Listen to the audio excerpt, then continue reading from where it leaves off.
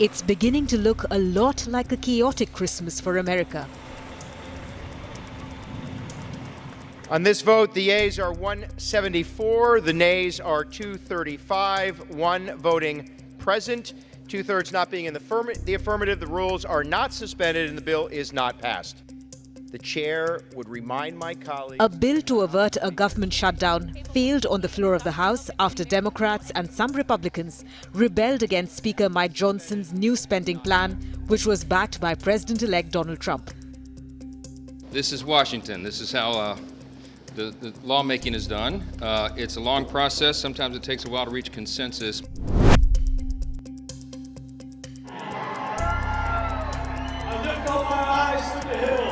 With government funding set to expire, Trump lured Congress into a power struggle, demanding that Johnson abandon the bipartisan accord he had struck with top Democrats this week and instead craft a bill favored by Republicans. We are going to continue to fight for everyday Americans. But by defeating the alternative backed by Trump, Democrats show that they won't help him pass bills if they don't have a seat at the negotiating table.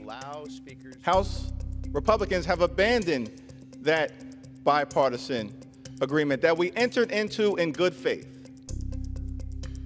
A bill that House Republicans negotiated gave us your word that we were going to move forward together on behalf of the American people. It was a Republican drafted bill that was posted by House Republicans. And then one or two puppet masters weigh in,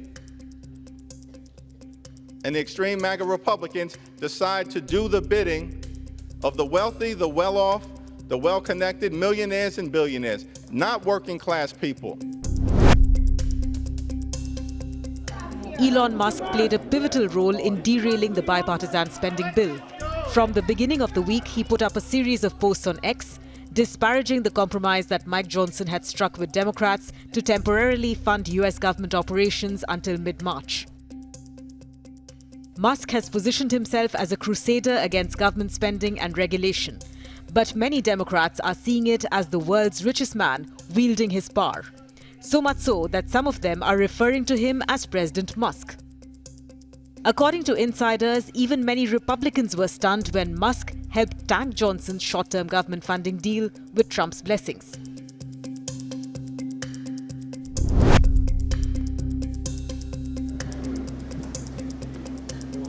The Trump-endorsed Republican spending bill would have tied an extension of government funding to a 2-year suspension of the federal debt limit.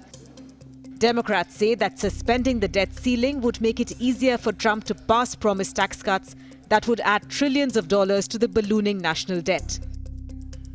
The debt ceiling is a cap imposed by the US Congress on how much money the government can borrow to cover the gap between its revenue and its spending.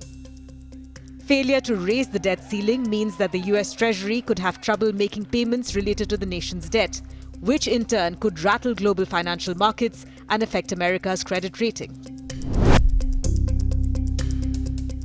We will regroup and we will come up with another solution, so stay tuned. What will you do? Mike Johnson now goes back to the drawing board to put together a new spending package that is acceptable to all lawmakers. If he's unable to do it, America is heading for a shutdown this weekend, with federal agencies due to run out of cash. In such a scenario, services seen as essential, like border protection, hospital care, air traffic control, law enforcement, and power grid maintenance, will continue to operate. But those workers are required to show up without any pay.